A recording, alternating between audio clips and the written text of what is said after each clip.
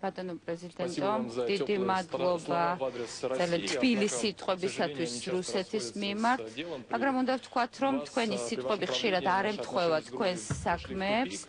ჩვენი ურთიერთობები სამწუხაროდ ჩიხში მოექცა და მე არ მესმის, როდესაც თქვენ დადებით სიტყვებს ამბობთ ჩვენს მიმართ, ასევე აკრიტიკებთ ბატონ ივანიშვილს, რომელიც ცდილობს, რომ ჩვენ ორ ქვეყანას შორის ურთიერთობა ამ ჩიხიდან გამოიყვანოს. თქვენ ერთი პრობლემა გაქვთ, როდესაც თქვენ საუბრობთ საქართველოსა და რუსეთს შორის ურთიერთობებზე, თქვენ ჩვენ სხვადასხვა რუკას უყურებთ საქართველოსა.